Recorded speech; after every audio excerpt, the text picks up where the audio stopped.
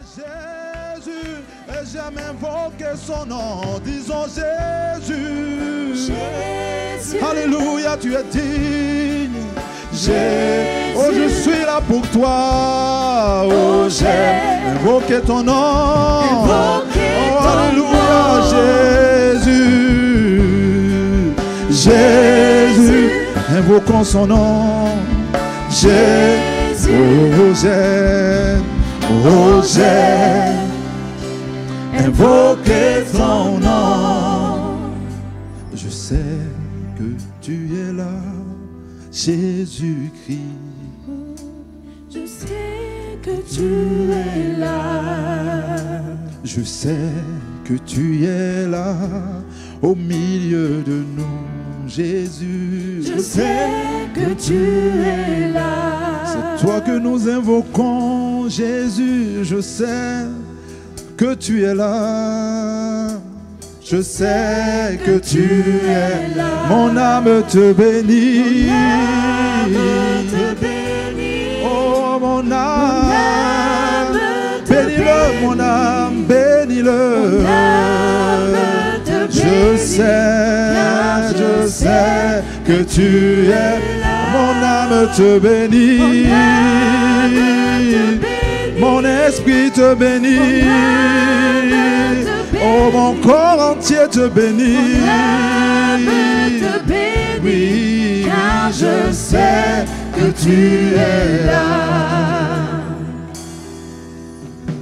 Je sais que tu es là en ces lieux. Je sais que tu es là. Je sais que tu es là. Ton esprit me le dit.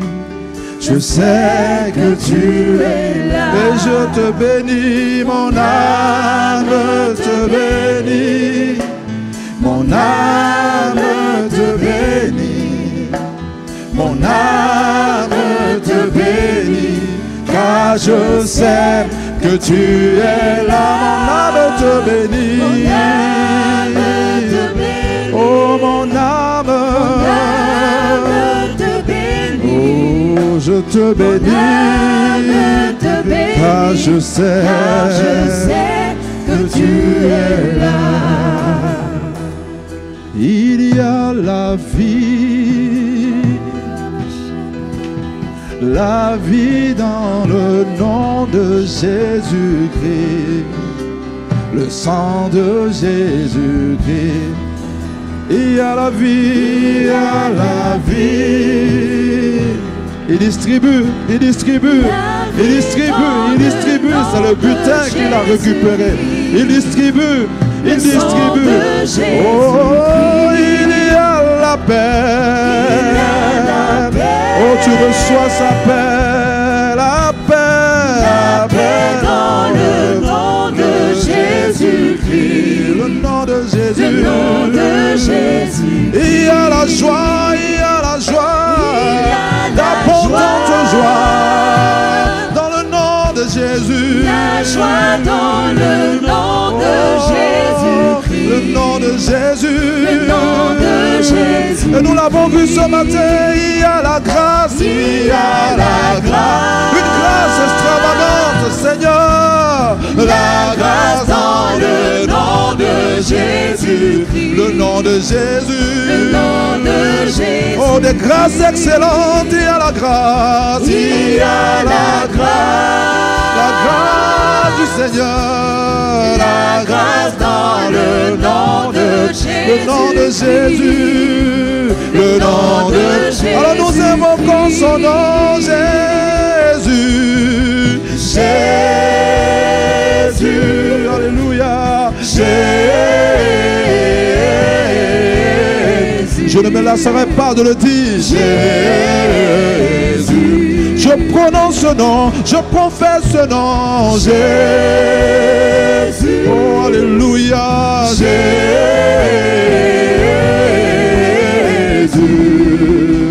Jésus. Adore-le, adore-le. Contemple sa beauté. Vois ce qu'il est en train de faire dans ce pays. Vois ce qu'il est en train de faire pour ce pays, pour cette nation. Oh, merci Seigneur, tu es à l'œuvre. Alors que nous t'adorons, alors que dans les églises, partout sur cette nation, ton nom est invoqué. Je vois Seigneur, que ta lumière s'élève et que les ténèbres reculent, et que les ténèbres reculent, et que les ténèbres reculent, et que les ténèbres reculent. Parce que tu t'es levé, tu avances Seigneur. Tu avances sur ce pays du nord au sud Seigneur, de l'est à l'ouest. Tu es le seul nom qui est digne d'être invoqué. Et nous l'élevons et nous te levons. Merci pour ta grâce. Merci pour ta grâce. Elle se répand comme une pluie. Elle se répand comme une pluie. Elle coule comme un fleuve. Elle coule comme un fleuve. Elle emporte les choses qui n'ont pas lieu d'être ici. Et elle emporte les choses qui viennent de ton cœur. Merci pour ta grâce. Merci pour ta grâce. Elle tombe comme la pluie en ces lieux. Et elle envoie des semences dans les cœurs. Et elle vient, elle envoie des semences. Elle enseigne sur les choses qui te tiennent à cœur. Elle vient comme un fleuve. Elle apporte, Seigneur, les choses qui viennent de toi. Et elle emporte les choses qui ne sont pas de toi. Oh, que ton nom soit glorifié pour cette grâce. Nous ne la méritons pas. Oh, mais nous venons pour la recevoir en abondance. Nous ne la méritons pas et nous la recevons en abondance. Tu es venu pour ceux qui sont malades. Tu es venu pour ceux qui sont faibles. Et c'est de nous qu'il s'agit. Merci pour ta grâce. Merci pour ta grâce. Merci pour ta grâce. Merci pour ta grâce. Pour les fleurs de cette abondance. Pour les fleurs de cette abondance. Merci Jésus. Le nom de Jésus-Christ. Il y a la grâce, Seigneur. Il y a la grâce, il y a la grâce. Ta grâce est dans ce lieu. Ta grâce est abondante, elle est dans ce lieu. Merci Jésus pour ta grâce. Merci Jésus pour ta grâce. Oh, nous t'adorons Jésus. Parce que tu nous as choisis pour cela. Tu as fait de nous des adorateurs. Nous sommes des temples sur pied, des temples ambulants. C'est une grâce que nous avons de pouvoir élever ton nom. C'est une grâce que nous avons de pouvoir prier, de pouvoir nous joindre les uns aux autres et élever ton nom dans les cieux. Merci Jésus pour cela.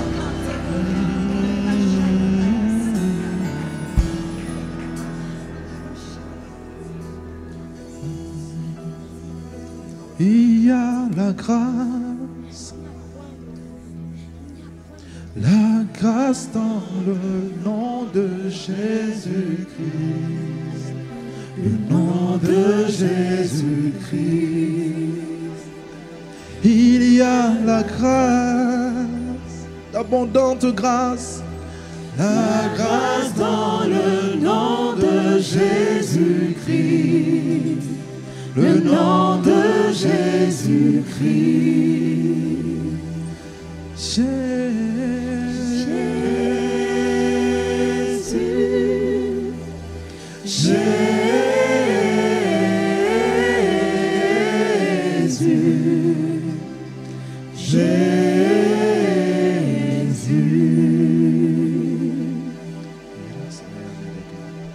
Seulement prononcer ton nom, à seulement prononcer ton nom, Seigneur. C'est un point de contact, à seulement prononcer ton nom. Merci, Seigneur.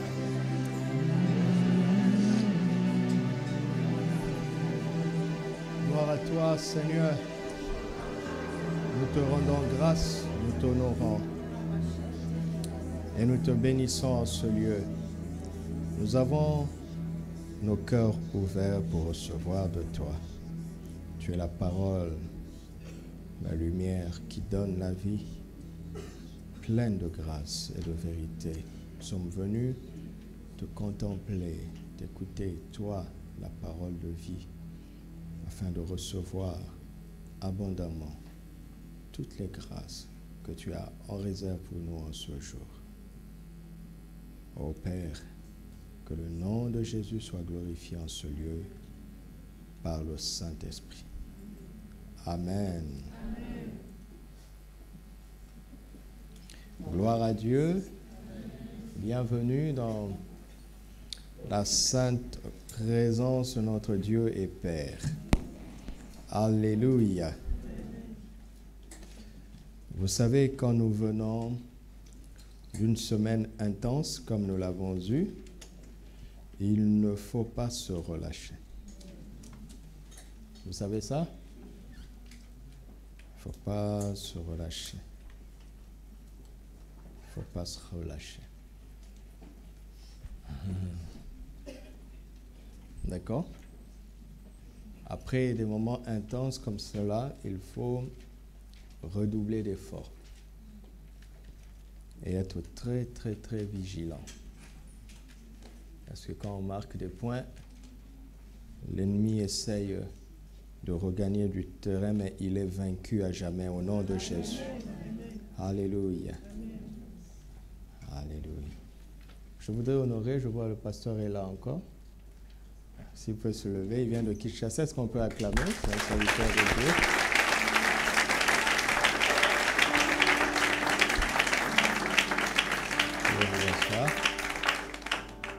Il me fait la joie d'être parmi nous durant son court séjour ici au Maroc. Alléluia.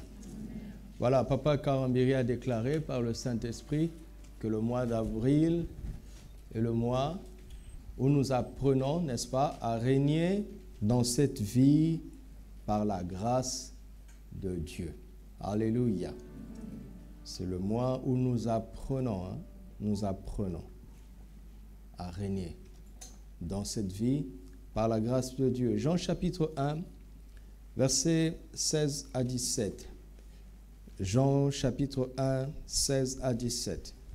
Comme je l'ai dit au premier culte, une prédication efficace repose sur l'enseignement. Jésus enseignait et prêchait. Et il démontrait. Donc nous allons commencer à poser les bases de ce thème ô combien important. Jean chapitre 1, versets 16 à 17. Et nous avons tous reçu de sa plénitude et grâce pour grâce, car la loi a été donnée par Moïse, la grâce et la vérité sont venues par Jésus. La loi a été donnée par Moïse, la grâce et la vérité sont venues par Jésus. Romains chapitre 5, versets 12 à 17. Romains 5, 12 à 17. C'est pourquoi, comme par un seul homme, le péché est entré dans le monde, et par le péché, la mort. Donc, la mort est entrée dans le monde à travers le péché qui est entré dans le monde.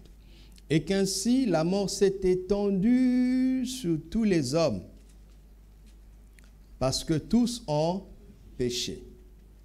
Car jusqu'à la loi, le péché était dans le monde. Or, le péché n'est pas imputé quand il n'y a point de loi. Cependant, la mort a régné depuis Adam jusqu'à Moïse, même sur ceux qui n'avaient pas péché par une transgression semblable à celle d'Adam, lequel est la figure de celui qui devait venir. 15. Mais il n'en est pas du don gratuit comme de l'offense, car si par l'offense d'un seul, il en est beaucoup qui sont morts, à plus forte raison, la grâce de Dieu et le don de la grâce venant d'un seul homme, Jésus-Christ. Il y a d'une part la grâce de Dieu, d'autre part il y a le don de cette grâce à travers Jésus-Christ. Amen. À plus forte raison, la grâce de Dieu et le don de la grâce venant d'un seul homme, Jésus-Christ, ont-ils été abondamment répandus sur beaucoup. Et il n'en est pas du don comme de ce qui est arrivé par un seul qui a péché, car c'est après une seule offense que le jugement est devenu condamnation, tandis que le don gratuit qui devient justification, tandis que le don gratuit devient justification après plusieurs offenses. Verset 17. Si par l'offense d'un seul, la mort a régné par lui seul, à plus forte raison, ceux qui reçoivent l'abondance de la grâce et du don de la justice régneront-ils dans la vie par Jésus-Christ, lui seul. Amen. Tite, chapitre 2, versets 11 et 12. Tite 2, 11 et 12.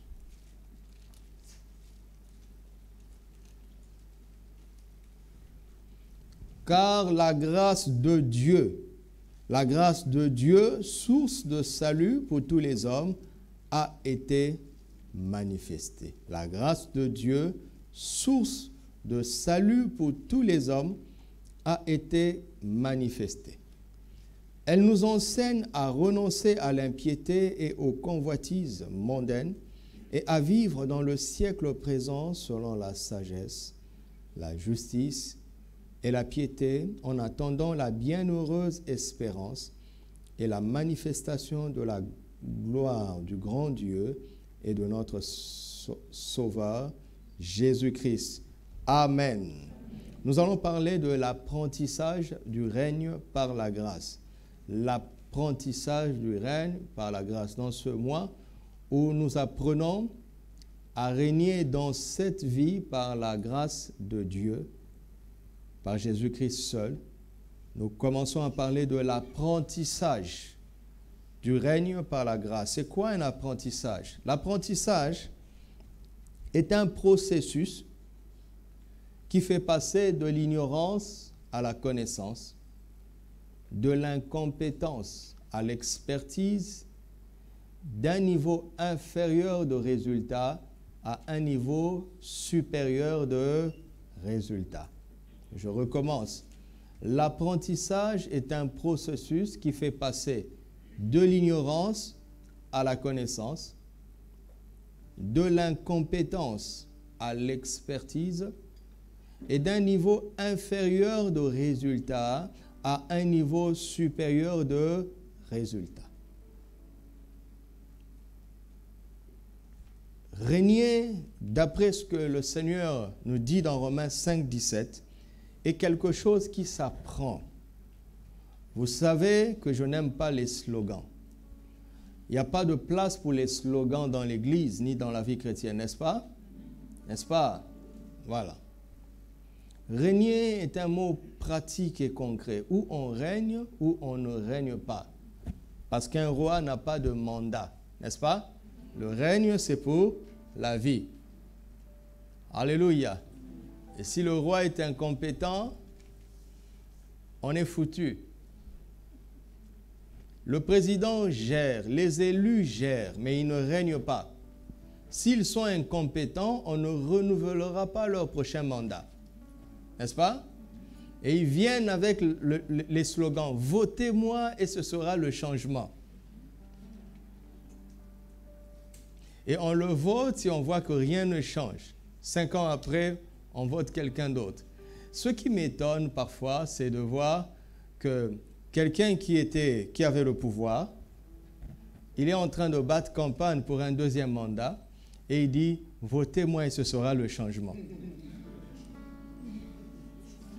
Ça devrait le disqualifier, n'est-ce pas, déjà? Parce que lui-même, il est en train de confesser qu'il a échoué. Je connais une autorité qui avait battu campagne avec ce terme. Désormais, plus rien ne sera comme avant. Mais je dis, mais si on te vote, c'est déjà incohérent. Parce que tu as dit, plus rien ne sera comme avant. Donc, avant, tu étais là.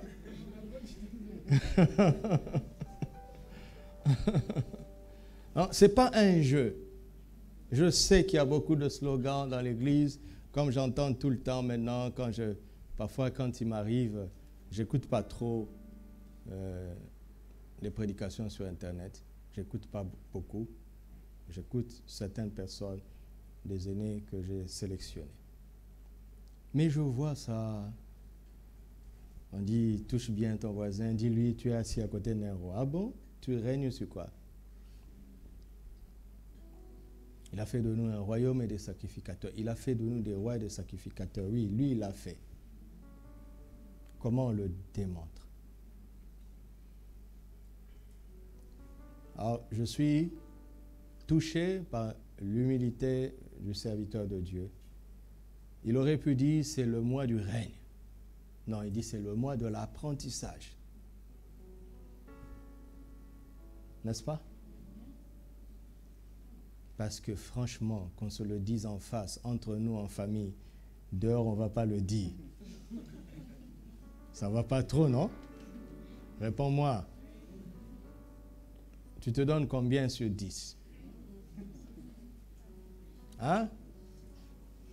Je vais désigner quelqu'un, il va se lever et il va se noter. Est-ce que la parole est la vérité?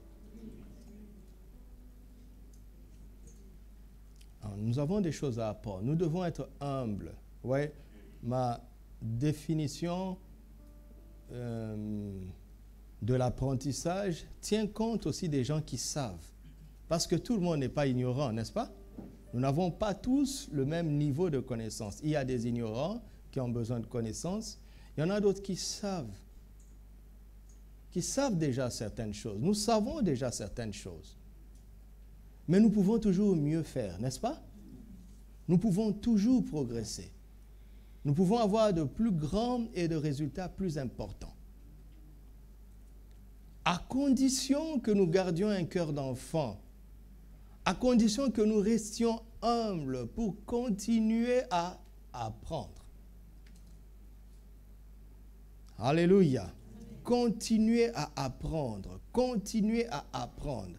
Restez humble pour continuer à apprendre. Restez humble pour continuer à apprendre.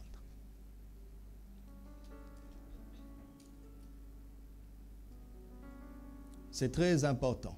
C'est très important. Tite nous révèle que la grâce de Dieu est une source de salut pour tous les hommes. Elle n'est pas qu'une source, elle enseigne aussi, n'est-ce pas? La grâce enseigne. Est-ce que tu vas recevoir son enseignement? La grâce enseigne. La grâce est une enseignante. Elle enseigne à renoncer à l'impiété. C'est la grâce qui enseigne ça. La loi n'enseigne pas, la loi condamne. La loi pointe du doigt le péché et condamne. Mais la grâce montre comment y renoncer. C'est la grâce qui est notre ami. C'est la grâce qui vient nous aider. La loi vient nous juger et nous condamner. La grâce, elle, vient pour nous aider. Alléluia. Merci Seigneur pour la grâce, pour ta grâce. Amen. Regardez, raffichez Romains 5, verset 15. Romains 5, verset 15. À plus forte raison, la grâce de Dieu et le don de la grâce venant de Dieu, n'est-ce pas? Nous avons là deux notions. Il y a la grâce de Dieu et quelque chose qui vient de Dieu. Ce qui vient de Dieu, c'est quoi? C'est le don de la grâce. Par Jésus-Christ seul. Tite 2 dit la grâce de Dieu, source de salut. Donc nous ne parlons pas de la grâce, tout court, mais nous parlons de la grâce de Dieu. Parce qu'il existe d'autres grâces. Et toute autre grâce est imparfaite, inférieure, incomplète. Toute autorité a le pouvoir d'exercer la grâce. N'est-ce pas? Le roi peut décider d'acquitter quelqu'un qui est condamné. On parle de la grâce royale. Chaque année, que Dieu bénisse Sa Majesté ici, il gracie des coupables. Et c'est une décision unilatérale. Il ne demande conseil à personne et il n'en rend pas compte et on ne peut pas la révoquer. La grâce. Dans les démocraties et dans les républiques, les présidents ont le pouvoir de faire grâce. Toi et moi qui sommes assis à notre niveau, nous avons aussi le pouvoir de faire grâce. Par exemple, si quelqu'un t'a volé un stylo, tu peux le gracier.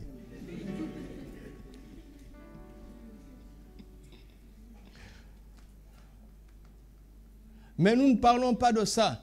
Nous parlons d'une grâce supérieure. La grâce ultime, la grâce parfaite, la grâce éternelle, la grâce de Dieu. Alléluia. La grâce de Dieu. Dites avec moi la grâce de Dieu.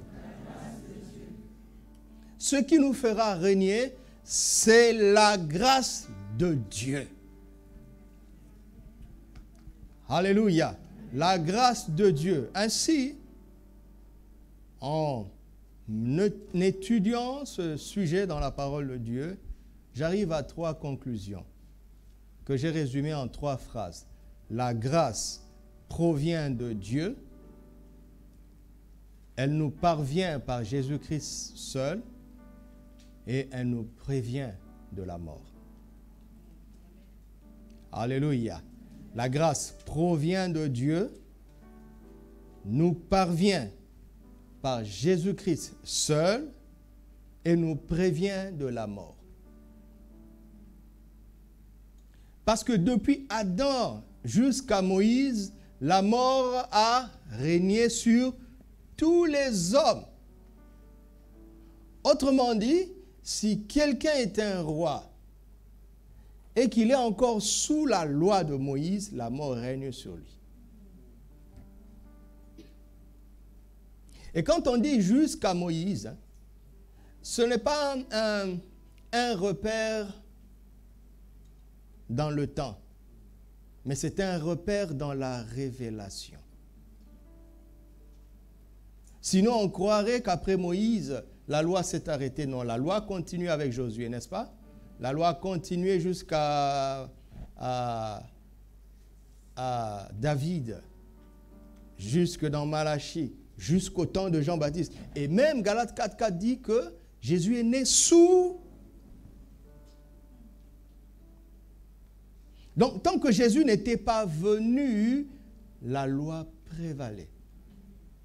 Et à travers elle, il y avait le règne de la mort. Quel que soit ton titre, ton autorité, celui qui ne reçoit pas la grâce que Jésus seul donne est sous le contrôle de la mort.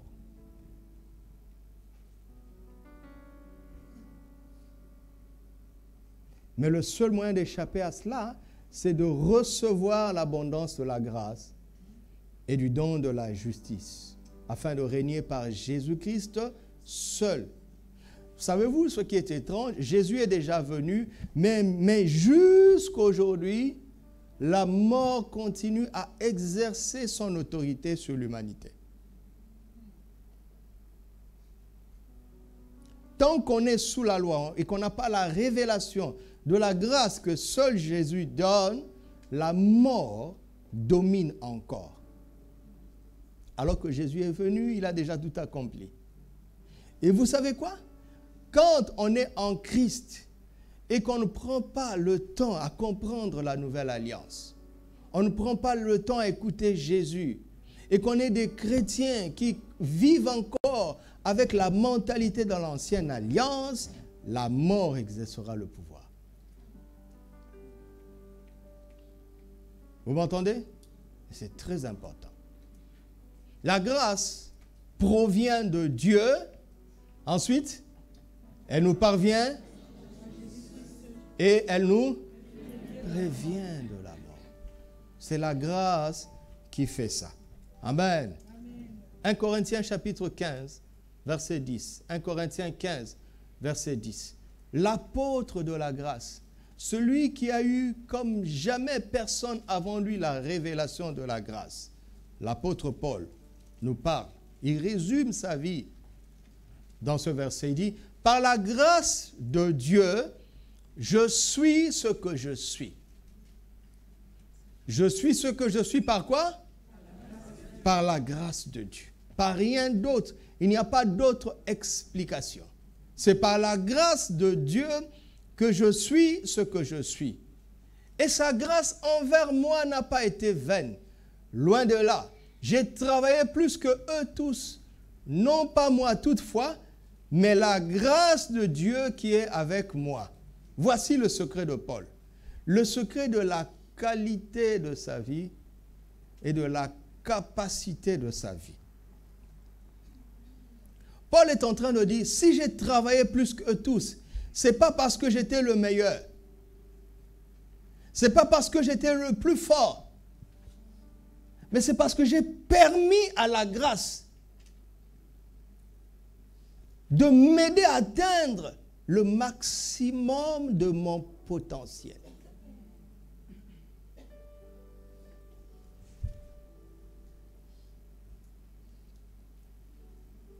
Je n'ai pas commencé avec des avantages. J'ai juste compris la grâce. Si ma vie a été transformée à ce point, c'est par grâce. Si ma vie a pu produire tout ceci, c'est par grâce. J'ai envie de dire, c'est grâce à la grâce.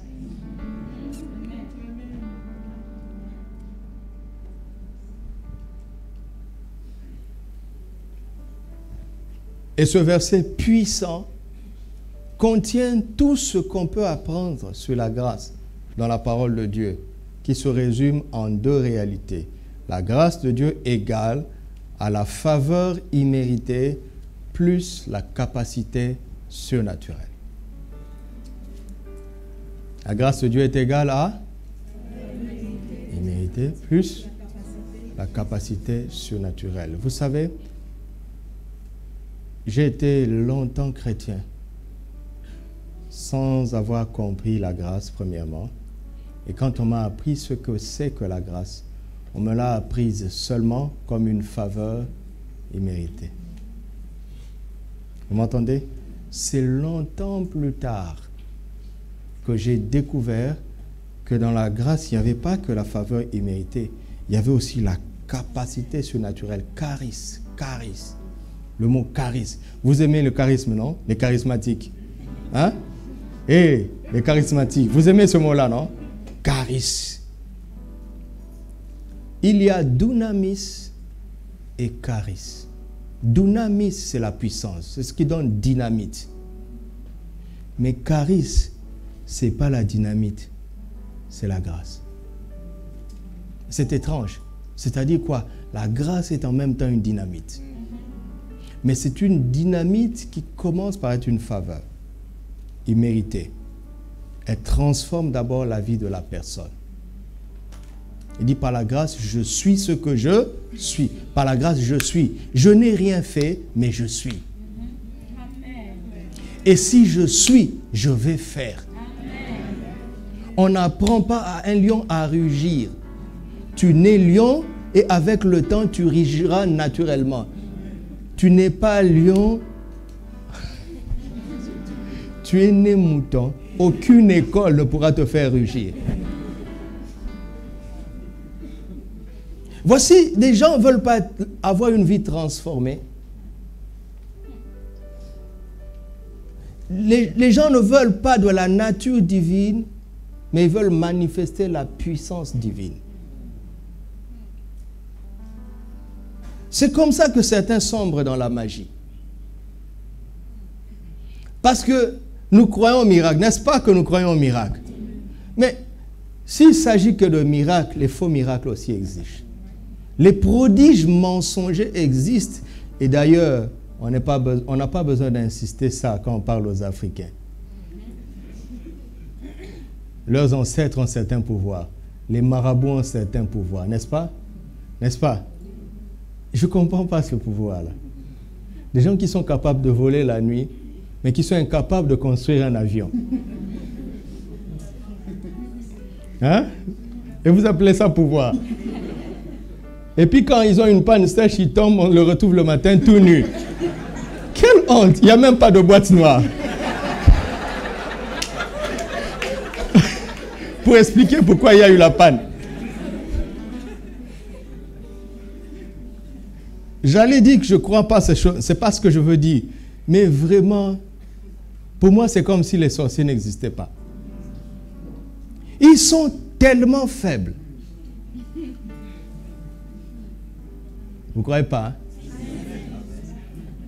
Écoutez, tu peux impressionner les piétons avec un vélo. N'est-ce pas? Mais tu ne peux pas impressionner celui qui a un avion avec ton vélo.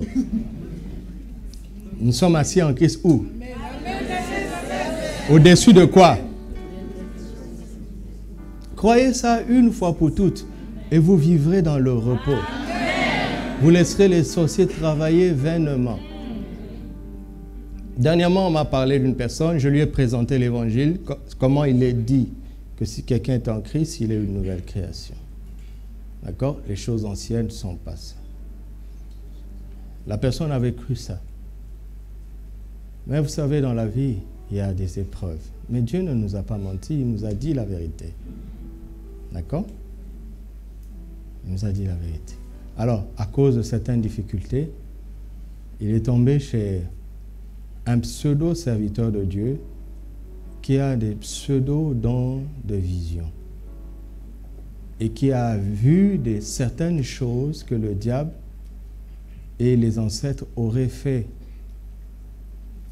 sur leur famille. Et cette personne est allée vérifier, poser la question à ses parents. Ses parents ont dit, mais comment tu sais ça? C'est vraiment vrai. Alors elle est revenue me dire, pasteur, qu'est-ce que je dois faire maintenant de ce que tu m'as dit? Non, non, tu n'as rien à faire avec ce que je dis. Tu as tout à faire avec ce qui est écrit. Si ce que je te dis n'est pas écrit, tu le jettes. Si ce que je te dis est écrit, alors ne viens pas me dire tu m'as dit. Tu dois dire il est écrit. Parce que dans ton désert, là, quand Satan va venir t'attaquer, je ne serai pas là. Tu ne vas pas lui dire pasteur a dit. Jésus n'a pas dit à la synagogue, on a dit. Joseph m'a dit. Jésus a dit il est écrit. Et tu ne vas pas résister Satan au nom de Doudou. Il va bien te chicoter. Mais c'est au nom de Jésus. Je lui ai dit, mais ma soeur, tout ce qu'on a dit là est vraiment vrai. Mais tu n'es pas dedans. D'accord? Regarde, tu es dans cette maison et on dit, toute personne qui sera dans cette maison, voici ce qui va se battre sur lui, voici ce qui va se passer. Jésus est venu, il t'a sorti de là. Donc tu es dehors. Donc même si on te révèle tout ce qui doit s'abattre sur les gens de la maison et que c'est vrai, c'est pas grave, je suis plus dedans. Amen. Tu comprends ça? C'est pas parce que quelqu'un t'a raconté quelque chose qui est vrai que cela s'applique à toi. Attendez. Si je vous dis que tous les Africains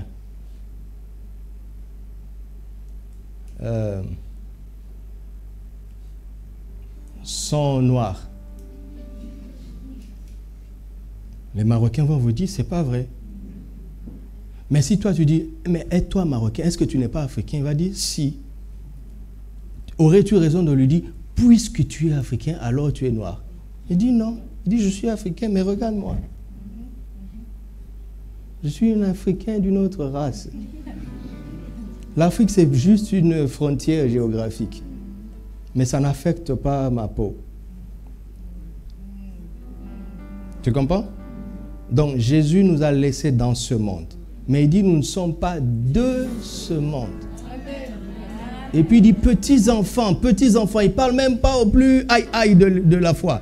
Il dit, petits-enfants, vous êtes de Dieu, petits-enfants. Et celui qui est en vous a fait quoi? Est plus grand. Petits-enfants. Et toi, depuis tes 10 ans de vie chrétienne, où en es-tu? Et par la grâce de Dieu, je suis. Mais par la grâce de Dieu, j'ai aussi accompli. Amen. La grâce, c'est cette faveur que Dieu t'accorde, peu importe tes péchés. Et c'est ça qui nous fait l'adorer et lui rendre grâce. Vous avez entendu le mot, non? Rendre quoi? Grâce. Rendre, c'est quoi? Redonner, non? Ma soeur a bien parlé. Rendre, c'est redonner. Quelle grâce tu as à lui rendre? Rendre grâce, c'est exactement ce que ça veut dire. C'est être conscient que tu as reçu une grâce et tu viens le lui rendre. Je suis un enfant avec la Bible. Mais, après la faveur, après la miséricorde, l'expression de sa bonté, où il enlève nos péchés, il attend que nous fassions quelque chose. Parce que nous sommes son ouvrage, ayant été créés en Christ pour de bonnes œuvres qu'il a préparées d'avance. Alléluia. Voici ce qui est merveilleux. Dieu a écrit ton histoire avant que tu n'existes. Qu'est-ce que cela veut dire? Cela veut dire ceci. Peu importe où tu naîtras, quand tu naîtras, ce que tu auras ou ce que tu n'auras pas, l'histoire est déjà écrite. Donc cela veut dire que l'accomplissement de ton histoire ne dépend pas de ce que tu as ou de ce que tu n'as pas. Alors je dois trouver une explication. Et Paul nous la donne. Il dit l'explication c'est dans la grâce. Autrement dit, pour être ce que Dieu veut que je sois, mon seul ami pour y parvenir, c'est la grâce. Pour accomplir ce que Dieu veut que j'accomplisse, mon seul équipement pour y parvenir, c'est encore la grâce. Ce n'est pas l'argent, ce ne sont pas les relations, c'est la grâce. Parce que le programme est trop grand pour que l'argent puisse y parvenir.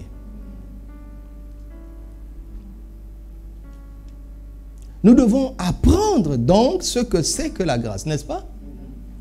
N'est-ce pas? Voilà. Nous devons apprendre. On va vite en besogne sur le règne. Mais le règne se fait par la grâce.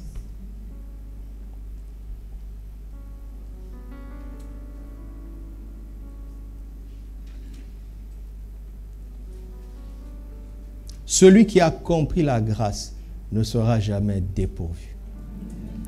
Jamais. Jamais. Alléluia. Et donc, certains manques ne lui poseront pas de problème, parce que celui qui a la grâce ne manque de rien. Alléluia. Il manque absolument de rien.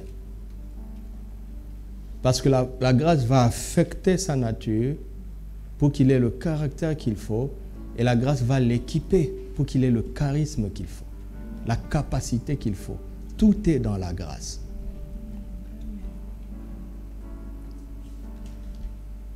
Amen.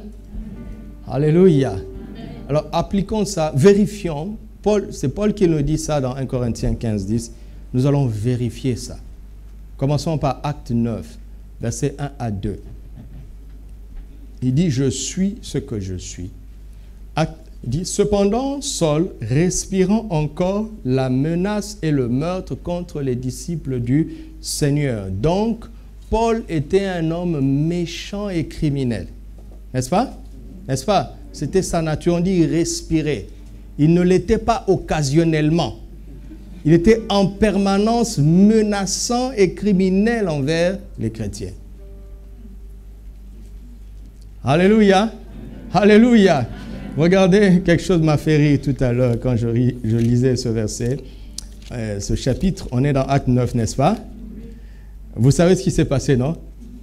Il est parti pour arrêter les disciples de Christ. Et sur la route, le Seigneur des disciples l'a arrêté. Vous avez entendu ça? Il est sorti pour arrêter les disciples. Mais sur la route, le Seigneur l'a arrêté. Ok? Ok? Et quand on a arrêté une telle personne, regardez quelque chose que la Bible raconte. C'est vraiment rigolo, quoi. Vous vous étonnez que je dise que c'est rigolo? Hein? C'est rigolo. Regardez le verset 31, affiche le verset 31. L'église était en paix. Vous avez vu ça? L'agent qui troublait l'église a été maîtrisé. Alors l'église a retrouvé la paix. Vous comprenez l'impact négatif qu'avait cet homme?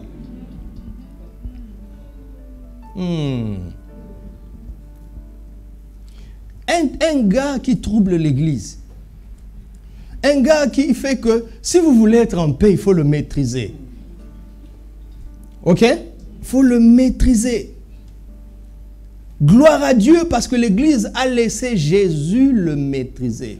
Amen. Parce que nos méthodes à nous, je disais au premier culte, si l'Église d'aujourd'hui devait prier pour résoudre le problème qu'est Saul de Tarse, quelle prière ils auraient fait? J'espère que vous n'êtes pas familier à ça, hein? Parce que vous avez répondu vite. Tu imagines si on avait consumé Paul, ont consumé en même temps Romains, 1, 2 Corinthiens, Galates, Éphésiens, Philippiens, Colossiens, 1, 2 Thessaloniciens, 1, 2 Tite, 1, 2 Timothée, Tite. Les théologiens même se disent, il y a beaucoup de chances que Hébreu ce soit encore lui. Et un gars comme ça, tu veux le brûler. Mais tu brûles ton patrimoine de révélation. Ne regarde pas l'apparence, ne regarde pas sa méchanceté apparente. Il porte un trésor. Alors quand tu ne comprends pas, parle au maître, dis je ne comprends pas. Et le maître va te montrer quelles sont les solutions qu'il utilise. Alléluia. Hier, j'étais en réunion de communion fraternelle avec mes amis, les jeunes étudiants, ici. Et l'un d'entre eux m'a posé une bonne question. Il dit, pasteur, tu as prêché en disant, lorsqu'il semble qu'une autorité est en faute. Maintenant, on va faire une application. Il me dit, pasteur, si maintenant quelqu'un parvient au pouvoir par coup d'État, il est forcément en faute. Et finalement, quand il s'est imposé, qu'est-ce qu'on doit faire? Déjà, avant de tout comprendre, Dieu a dit d'honorer les autorités. Dès qu'il est reconnu comme autorité, que voulez-vous qu'on fasse? Je ferme cette parenthèse. Mais après, je suis allé plus loin. Je lui ai dit, mais... Parce que la personne a dit, mais elle est quand même coupable par rapport à la loi, parce qu'elle a fait un coup d'État. Je lui ai dit, oui, je suis d'accord avec toi. Elle est coupable par rapport à la loi. Mais laquelle? Cette constitution-là condamne le coup d'État. Mais cette même constitution approuve le mariage homosexuel. Est-ce que cette constitution est une base suffisante pour déclarer que quelqu'un est juste ou pas? Vous comprenez pourquoi on doit être prudent? Tu ne peux pas déclarer la justice ou l'injustice de quelqu'un sur la base d'une loi imparfaite.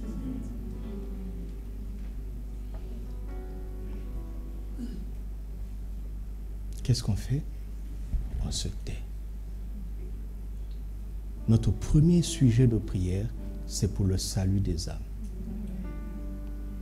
Quand il nous demande de prier pour les autorités dans 1 Timothée 2, c'est pourquoi?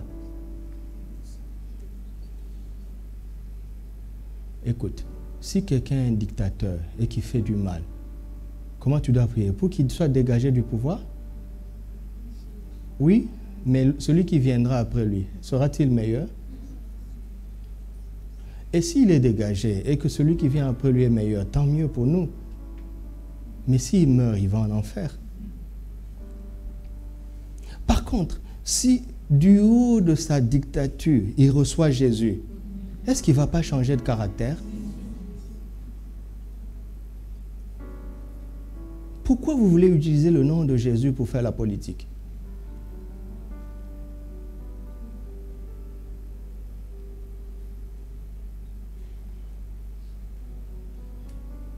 À chaque fois que je parle comme ça, je bénis Dieu d'être au Maroc. Parce que si tu es dans ton pays et que tu parles comme ça, les gens vont dire, ah, le pasteur a bouffé. Le président lui a donné quelque chose. N'est-ce pas? Merci Seigneur que je sois ici. Quand je vais en Afrique, je ne dis pas ça. Parce qu'ils vont commencer à observer. Ce billet d'avion-là, qui a payé? L'hôtel-là, qui a réservé? Et c'est comme ça que l'Église passe à côté de la vérité. Vous savez, le diable a tellement embrouillé nos sociétés qu'il y a même des vérités qu'on ne sait plus dire aisément.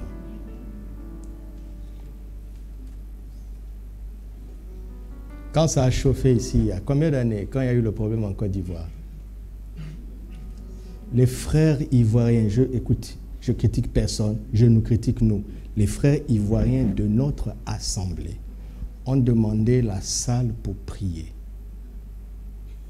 Et dans la même salle, de la même église, certains envoient les feux au camp de Gbagbo. D'autres voient le feu au cœur dans la salle. Écoutez, ce n'est pas des gens d'ailleurs, des gens de cette assemblée. On leur avait accordé 3 soirées. Après la première soirée, on a tout arrêté.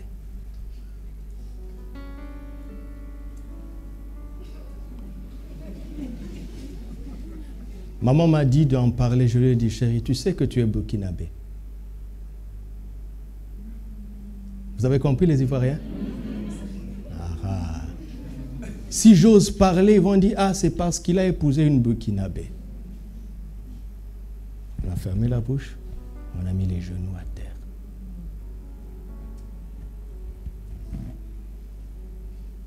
Ne vous laissez pas embrouiller par une sagesse si basse. Quand Dieu te dit quelque chose, tu n'as pas compris, fais-le quand même. Vous avez compris? C'est pour ça qu'on n'arrive pas à être le sel de nos sociétés. Parce qu'on se laisse mélanger dans la médiocrité des gens du monde. Nous devons être différents. Dis à quelqu'un, nous devons être différents.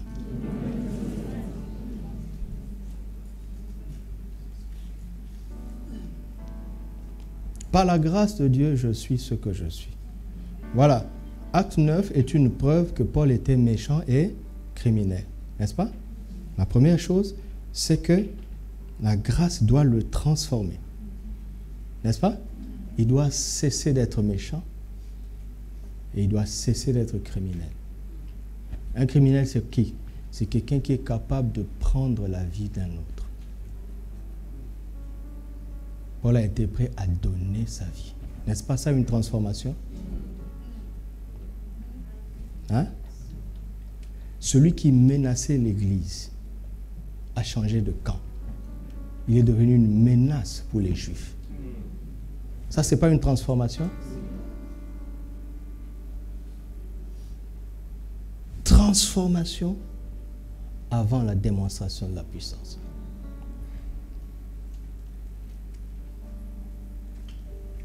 Vous connaissez la parole de Dieu, n'est-ce pas? Il va jusqu'à dire, la mort agit en nous. Pour que la vie agisse en toi. Je dis, Paul, qu'est-ce qui ne va plus chez toi? Avant, la vie agissait en toi pour que la mort agisse en nous. N'est-ce pas? Parce que tu respirais, non? Par la vie. Quand tu respirais, c'était la menace et le crime. Avant, la vie agissait en toi pour que la mort agisse dans l'église. Maintenant, la mort agit en toi pour que la vie... Vous comprenez ça? Ça, ce n'est pas une transformation. Alors, si tu vas demander à Paul, comment est-ce qu'un criminel méchant comme toi peut devenir aussi doux? C'est la grâce. Ce n'est pas qu'il a jeûné 72 jours. C'est la grâce. On peut jeûner longtemps et ne pas comprendre la grâce. Et devenir encore plus rigide. Et faire du tort. Comment est-ce que quelqu'un peut être transformé et renoncer à l'impiété? Par l'enseignement de la grâce. Tite 2:11.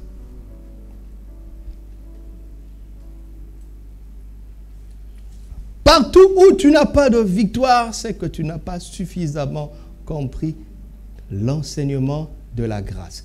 Partout où nous n'avons pas de résultat, c'est que nous n'avons pas suffisamment compris l'enseignement de la grâce.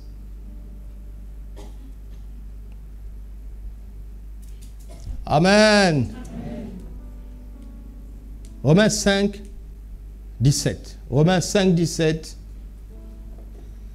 Si par l'offense d'un seul, la mort a régné par lui seul, à plus forte raison ceux qui reçoivent l'abondance de la grâce et du don de la justice régneront-ils dans la vie par Jésus-Christ seul.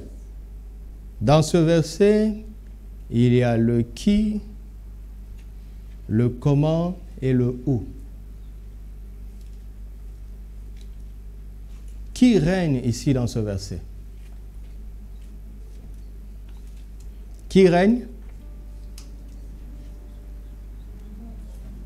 Répondez, qui règne? La mort et ceux qui reçoivent. Deux personnes règnent, n'est-ce pas? La mort règne par l'offense, par le péché. Et ceux aussi qui reçoivent abondamment la grâce de Dieu et le don de la justice règnent, n'est-ce pas? Qui règnent, soit la mort ou ceux qui reçoivent abondamment la grâce de Dieu.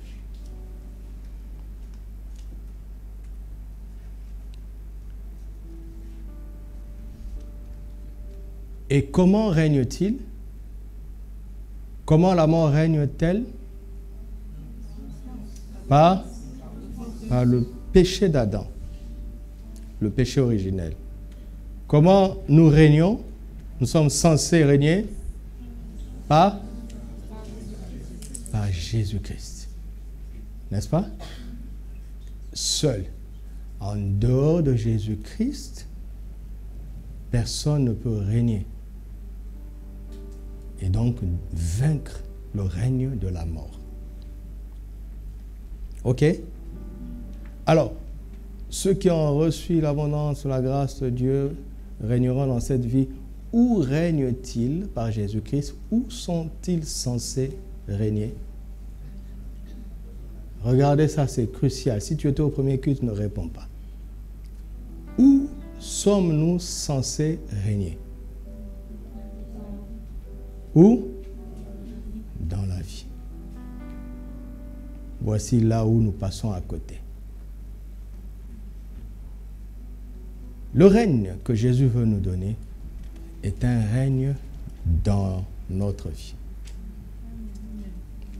Alléluia. Parce que quand on parle de règne, on voit automatiquement un territoire ou bien un domaine, n'est-ce pas, dans lequel on règne.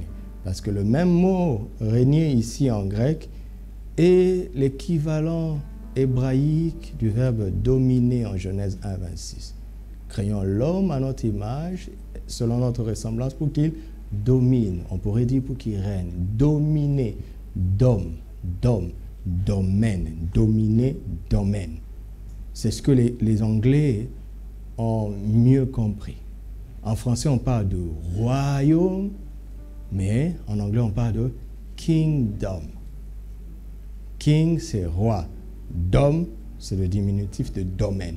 Kingdom, c'est le domaine du king, le domaine du roi.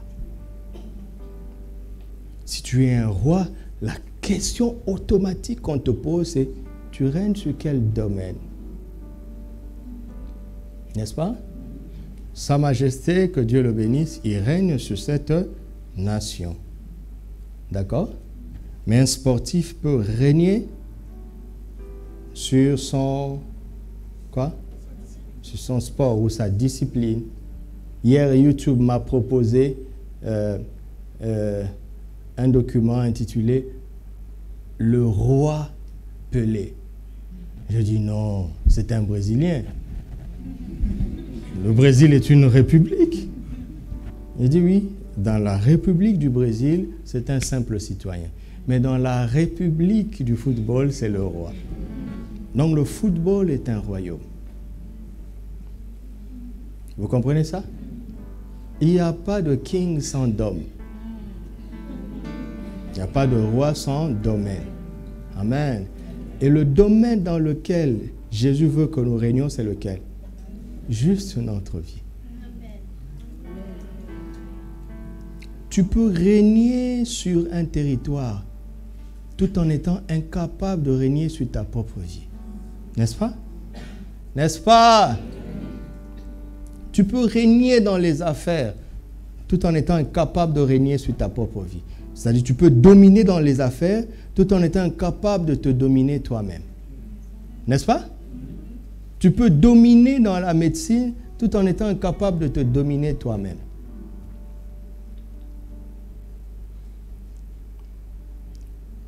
Tu peux dominer dans la justice. Tu es juge en ayant des vices cachés. Le jour où on découvre ça, on t'enlève ta toge. N'est-ce pas? Qu'est-ce qui vaut mieux? Régner sur ou bien régner dans? Jésus n'est pas venu nous donner la domination sur les choses. Il est venu nous donner la domination dans notre propre vie, d'accord? Pourquoi? Ça, ce n'est qu'une introduction. Mais avec le temps, vous allez comprendre. Pourquoi? Regardez, je donnais l'exemple au premier culte. Quand Sa Majesté quitte cette nation, par exemple, s'il va, admettons, en Suède, la Suède l'accueille comme un roi. Il n'a pas besoin de régner sur la Suède pour qu'on l'honore. On l'honore en Suède parce qu'il règne dans son domaine. Autrement dit, si tu veux être honoré, accepté, reconnu ailleurs, ce n'est pas très difficile. Il suffit de discerner le domaine dans lequel tu dois régner et d'y régner simplement. Tôt ou tard, on finira par t'honorer ailleurs. Pas à cause de ce que tu fais là-bas, mais à cause de ce que tu fais chez toi. Où est chez toi? Où est ton chez toi? Vous m'entendez? Donc, qu'est-ce que je dois faire? Je dois être honnête tous les jours avec Dieu dans le secret et lui dire, Seigneur, regarde dans ma vie secrète. Là, je suis encore esclave. Parce que 2 Pierre 2 dit, tout le monde, chacun est esclave de ce qui a triomphé de lui. Même si les gens ne le savent pas. Alors la solution, c'est quoi? Pour y renoncer, il faut recevoir l'enseignement de la grâce. Alors je veux recevoir abondamment.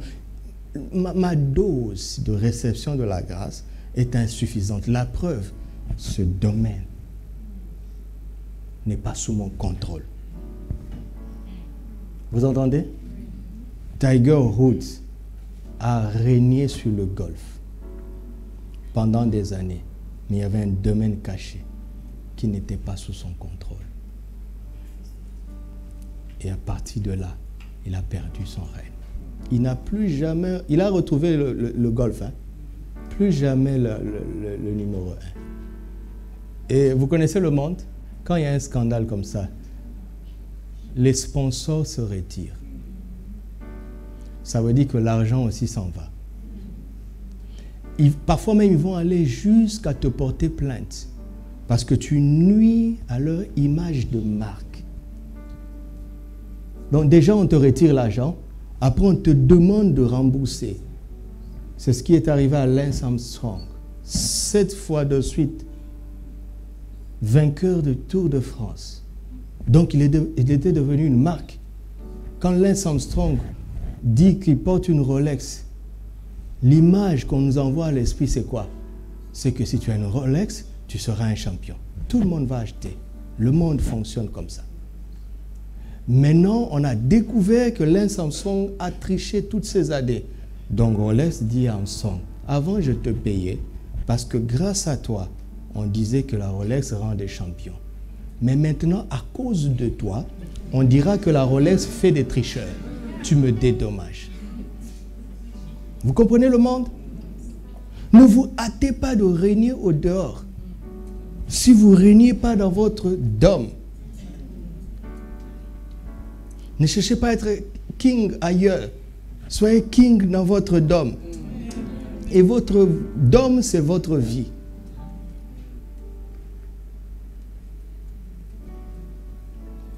Surtout aujourd'hui avec les réseaux sociaux, il y a des influenceurs. S'il prend ton image, il te promet que dans 2 semaines, même au pôle super nord, tu seras connu. Mais plus tu es connu, plus il y a un scandale, ça ira loin. Alors qu'est-ce qu'on fait? On reste patient. Mais on reste aussi honnête. D'accord? Oui, le règne que Jésus nous donne, vraiment, s'il vous plaît, ça n'a rien à voir avec ce que nous, les pasteurs, parfois nous prêchons. Nous rendrons des comptes. Vous savez, le jour où vous serez dans cette position, vous allez comprendre combien vous êtes mauvais. Je vous le dis en face. Parce que si j'avais parlé autrement, vous seriez tous excités ici, très contents, n'est-ce pas? Si j'avais dit, vous allez régner dans les affaires.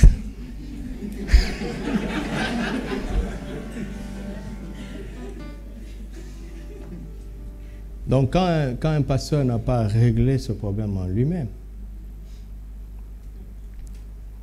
il va tordre la vérité.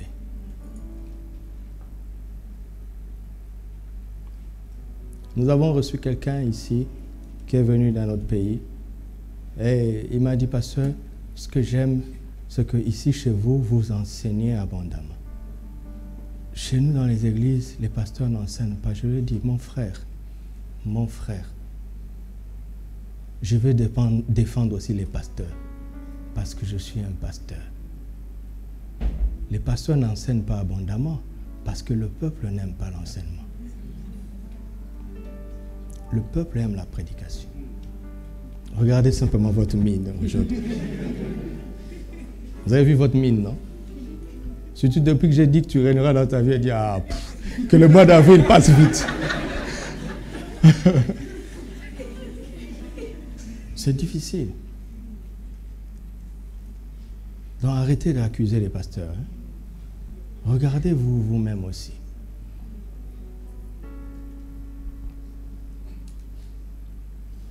Pour que nous soyons comme ça, nous avons persévéré dans la durée. Au début, ce n'était pas intéressant. Acclamez pour vous-même alors.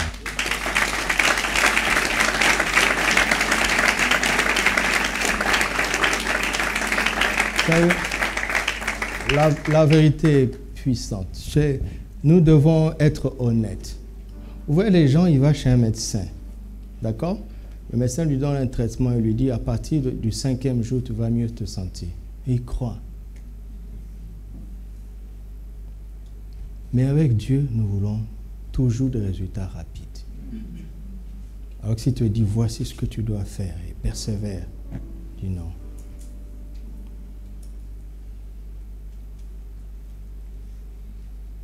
Il ne faut pas dire que nous sommes impatients. Non, non. On montre de la patience dans d'autres situations. On montre de la persévérance.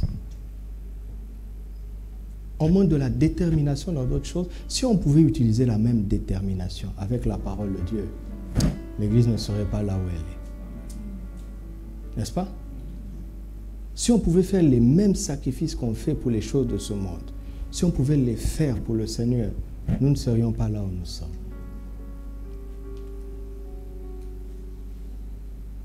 La vérité ce matin, c'est que Jésus est venu nous aider à régner dans notre vie. Amen. Chacun dans sa vie. D'accord? Tu règnes dans ta vie, les autres vies vont te reconnaître. Donc nous tous. Imaginez si chacun règne dans sa vie, nous serons en train de célébrer des rois. Regarde. Quand Sa Majesté va en Suède, est-ce que la reine de la Suède se sent menacée? Non. Non. Quand tu as la mentalité d'un roi, tu ne connais pas ce que c'est que la concurrence ou la jalousie. C'est pour les démocrates. Pourquoi les démocrates font preuve de jalousie? Parce qu'ils ont un mandat. C'est limité. Un roi n'a pas de mandat. D'accord? D'accord? Nous avons assez pro qui règne dans son domaine. Le tremplin gospel règne dans son domaine.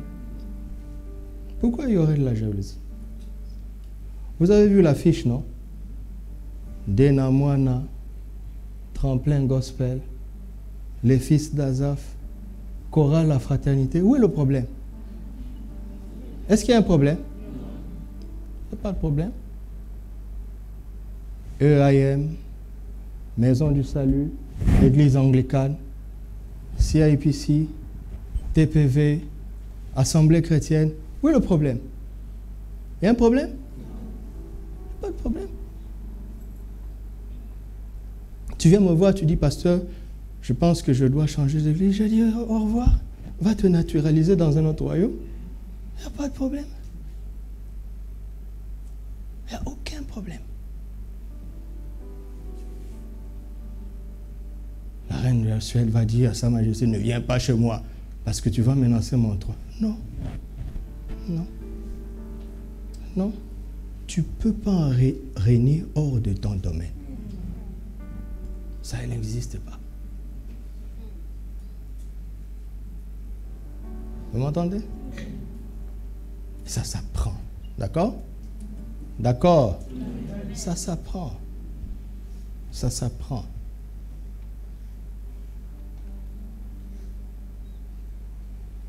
Ça s'apprend.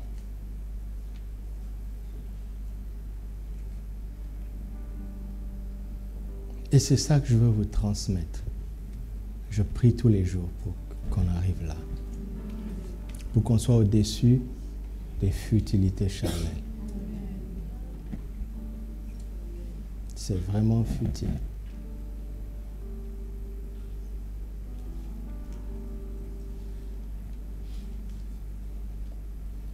Le frère qui m'a invité pour aller bénir son mariage, dernièrement en Côte d'Ivoire, était une personne qui était loin du Seigneur.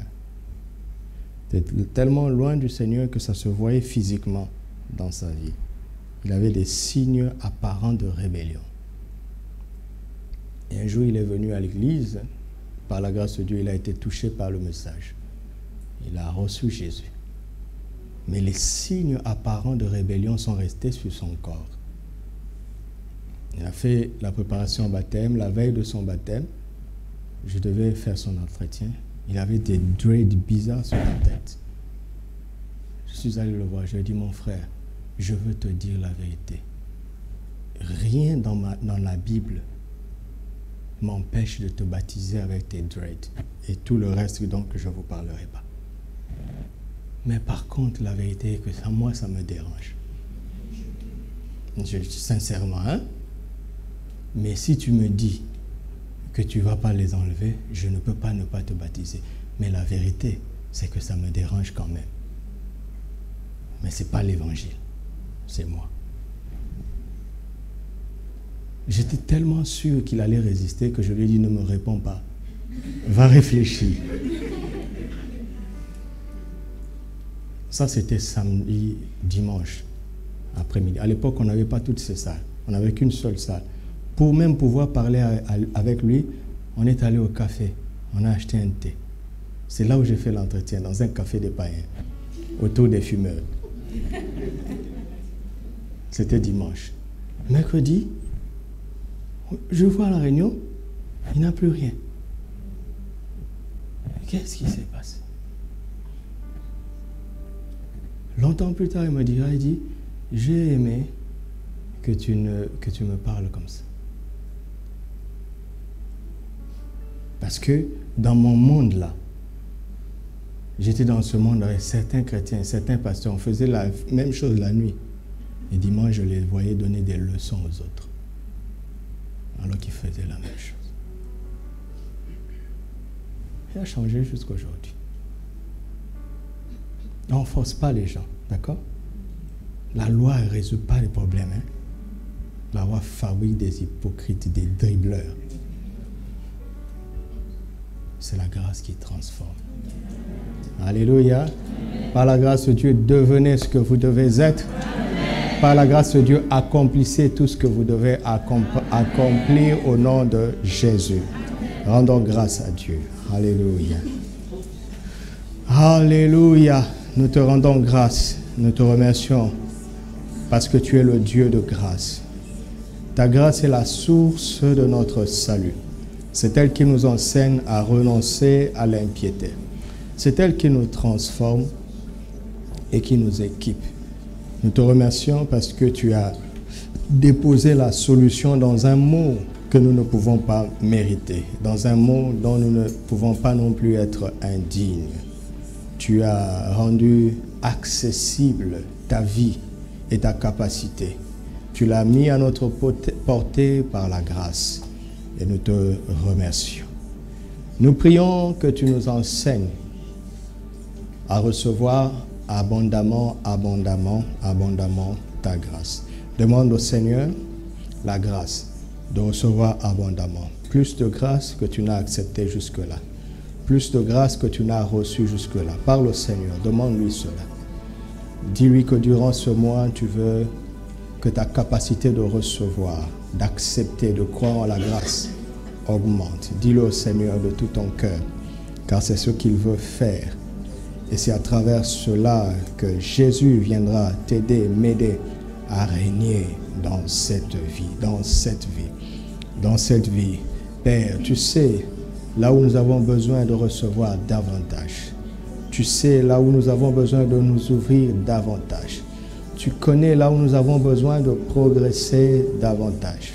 Toi qui connais nos cœurs et qui connais nos vies et qui les sondes, oh, je te prie de mettre du doigt et de nous révéler, de nous éclairer, afin que nous ne passions pas à côté de la bénédiction de ce mois et qu'à partir de ce mois, chacun puisse entrer dans son règne sur sa propre vie pour après être une bénédiction pour toutes les nations. Au nom de Jésus. Alléluia. Alléluia. Alors ne dis plus que à cause de toutes les erreurs que tu as commises, tu es disqualifié. Ne dis plus à cause de tout ce dont tu manques, tu es disqualifié. Ne pense plus comme ça, parce que la grâce est là pour nous montrer l'amour de Dieu. Quel que soit d'où nous venons, plus bas, combien bas nous sommes tombés,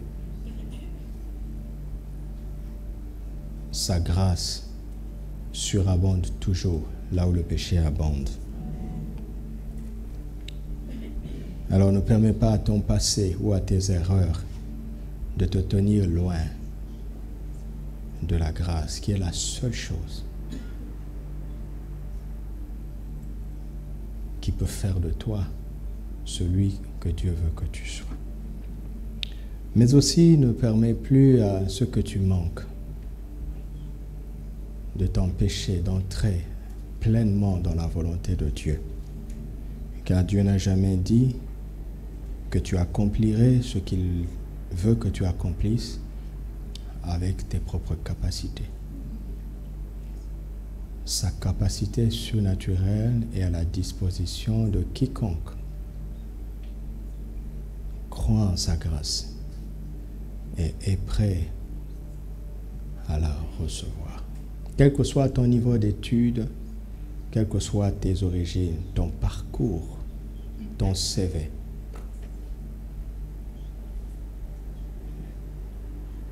ce que Dieu veut faire avec toi, il va le faire avec son propre équipement, sa propre provision. Et cela s'appelle encore la grâce. La grâce au début de la vie, la grâce durant toute la vie, la grâce à la fin de nos vies. C'est par grâce que nous sommes sauvés et c'est par grâce que nous passerons l'éternité à ses côtés. La grâce, la grâce. Père, tu nous as réunis ici pour parler à nos cœurs, car tu es triste de nous voir loin du standard de vie que tu avais prévu pour chacun d'entre nous. Tu es triste de nous voir loin des résultats que tu avais déjà écrits d'avance concernant chacun d'entre nous. Mais nous répondons avec foi afin que tu prennes plaisir de chacun d'entre nous. C'est pourquoi en tant que ton serviteur, je prie pour que la semence de ta parole qui est tombée dans chaque cœur puisse porter le maximum de fruits. Recevez la grâce de la transformation. Et recevez la grâce d'accomplir tout ce que Dieu a prévu pour vous. Au nom de Jésus, rendons grâce à Dieu.